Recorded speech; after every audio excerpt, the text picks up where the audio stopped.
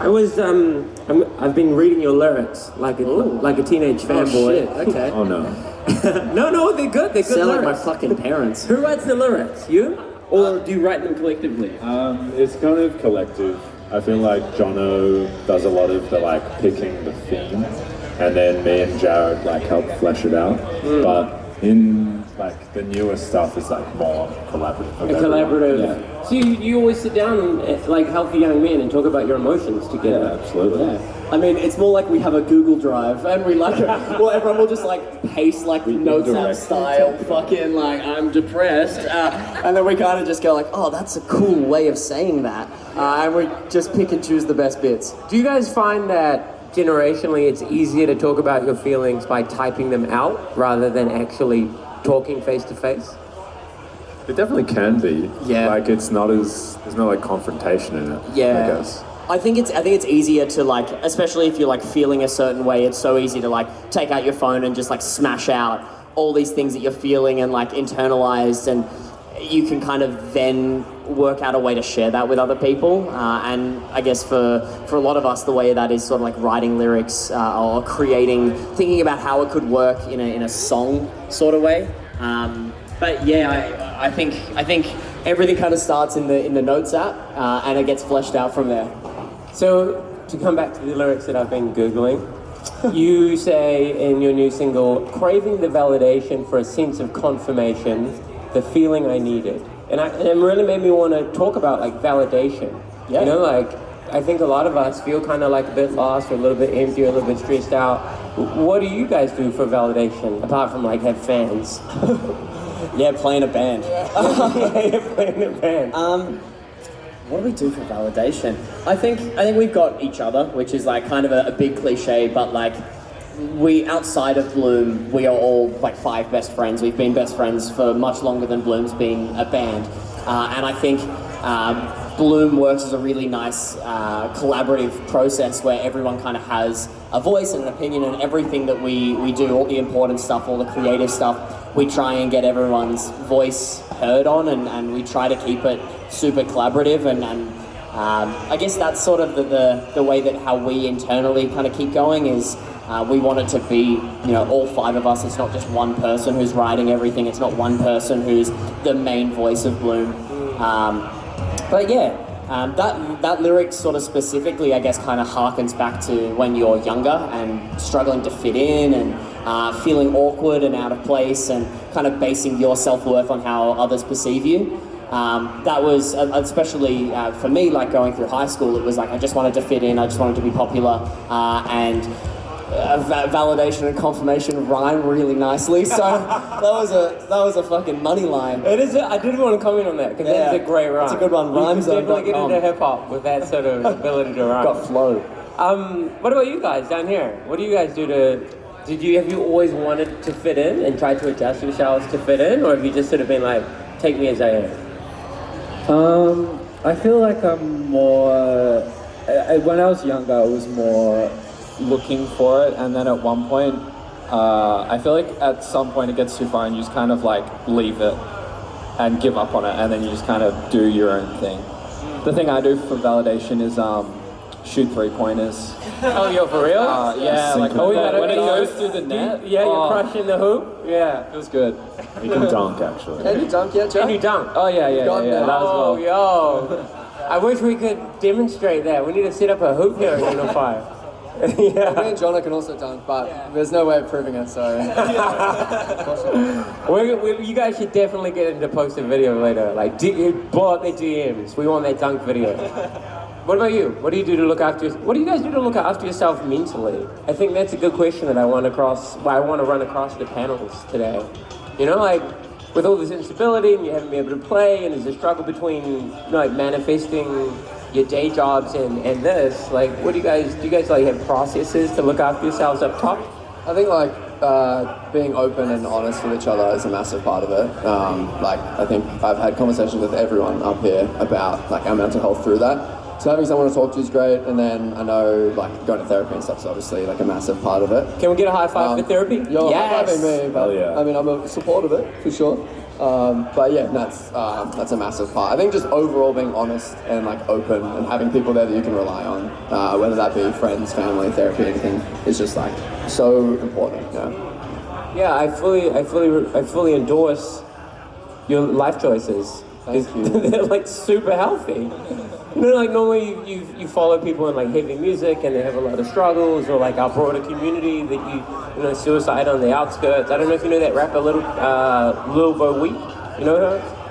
Yeah, I think as well, like, because we are so close as friends, especially over like the last 2 years where we haven't been able to spend a lot of time face to face.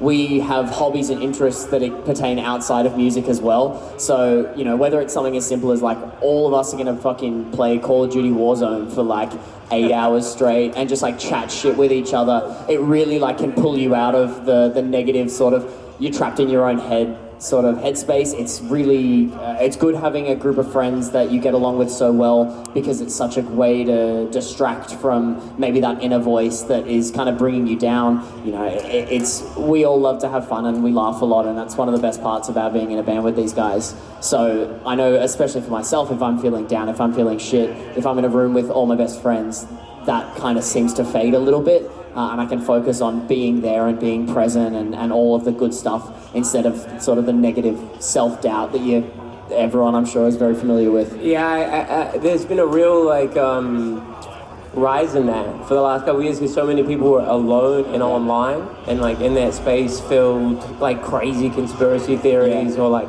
do you know what I mean? Yeah. Like everyone going extreme left wing or extreme right wing, or just like out the gate altogether. Yeah. And so like being in a room with your actual friends and being physically in connection is so much better for us, right? Yeah. Yeah, I definitely worry about like being addicted to our cell phones. For sure. I fucking have to uninstall TikTok. I'm like at that point. Oh yeah. Where it's TikTok like, is like meth for your brain. oh, it's like fucked so up, bad man. for you. I will like scroll TikTok for like 2-3 hours and be like, oh, I feel shit. For real, 2 or 3 hours. Oh yeah, that's rookie numbers.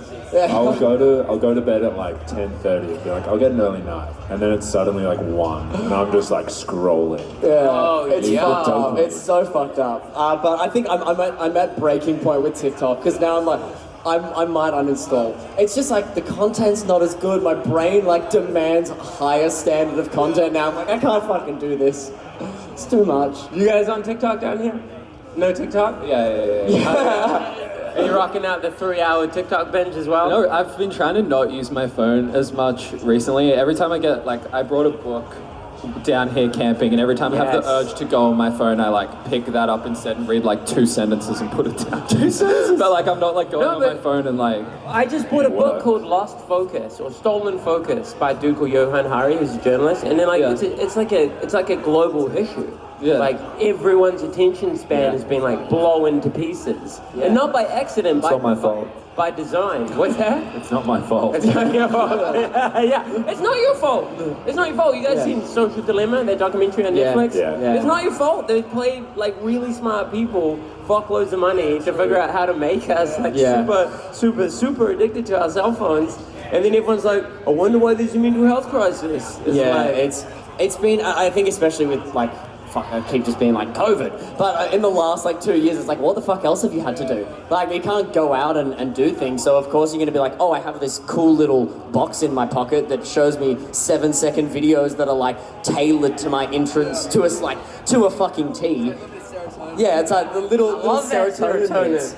So yeah, I think I wouldn't be surprised within like the next 5 years there's like a massive, like a breaking point of like whether something gets regulated or whether shit just like has to be cracked down. I don't know what it's going to look like, but I would say 90% of people, and especially people younger than us as well, that have grown up with it even more in their life, there's going to be like something's going to have to change, because it's such a widespread.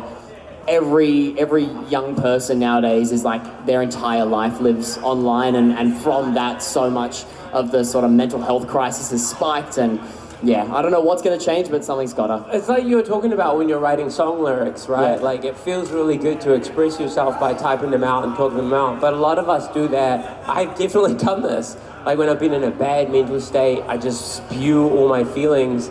into the public sphere, forgetting like heaps of people can see that. Yeah. And screenshot that and share it to their friends like, yo, Richie Hardcore's fucked. You know, like, and young people kind of do that more and more and more without thinking of like the ramifications of that, right? Yeah. How do you think we help? I don't know, you guys have a following. How do you think you help people use their phones more sensibly? Or step back from social media? What's working for you guys? Get books. Yeah. Book. 2 minutes of book. Yeah. I mean, it sucks because, like, we're definitely, like, it's something that we all kind of, struggle with is kind of a tricky word for it, but, like, it's something that we're all susceptible to, and I think everyone has their different way of, like for Jack, having a book or having something else nearby that is something that can kind of replace that for him works really nicely. But I think it's different for everyone, and it's something that, like, I don't fucking know. Like, uninstall TikTok maybe if you use TikTok a lot, but I haven't done that yet, so... Get off TikTok and stream Bloom. Yeah, stream Bloom in passing. I reckon they need like a social media addicts anonymous. You know what I mean? Like Sex Addicts Anonymous and Overeaters Anonymous and Narcotics Anonymous. These things are like way more addictive. Yeah.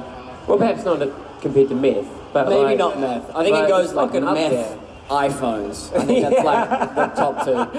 It would be interesting to measure that, right? Like how much of like dopamine gets released every time you get like a mean retweet or something. Yeah.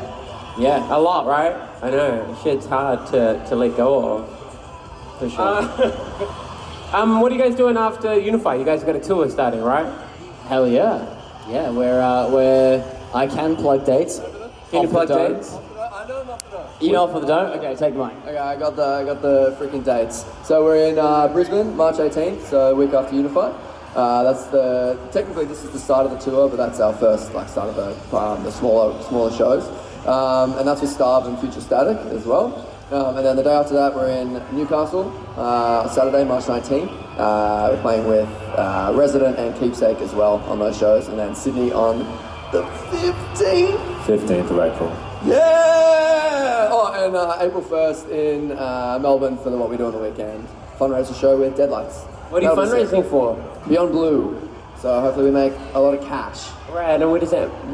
Tell me about that charity. It's a mental health charity? Yeah, I think for depression, I believe. Yeah. Beyond Blue makes me think depression. Yeah, just mental health in general, but yeah, hopefully we raise a lot of money for them. I know What We Do on the Weekend will be doing like a big run of shows, and I think they're doing like a thing with Alira, they sold vinyl for like $1,000 or something, so hopefully all up that campaign can raise a lot of money for them. We'll see if we can pitch something towards that as well, so it should be good. Oh, that's awesome. That's really, it's not just talking about it, you're fucking doing something about it. So like, I really respect that. Get some funds in the right places. Yeah, it's fucked up that the government doesn't do that, right? Like, yeah, they should probably do a bit more. I don't even know if I'm allowed to curse. Can I curse on this? I'm sure I can curse, right? I think you can curse. All right, it's really fucked up that like bands have to fundraise for mental health charities. Yeah. But I really respect you guys for doing that. Hey, look, this has been really, really fun. I really have enjoyed talking with you guys. Is there anything you want to put out there before we peace out? Come watch our set, please. What time are you playing? What time are you playing today? 3:20. 3:20. Such a superficial plug, but yeah, please. No, come watch their set. It'll be a really, really good time. All right, Come man. watch our set, buy the merchandise, because Jared made it himself, all using his little fucking computer. I spot a blue hoodie out there. Good shit, keep it up. Yeah, buy the merch, come yell at us. We'll be playing songs that you might know. Leave before Thornhill, fuck 'em, bunch of dogs. All right, let's hear it for Bloom. Thanks, boys. Thanks for having us.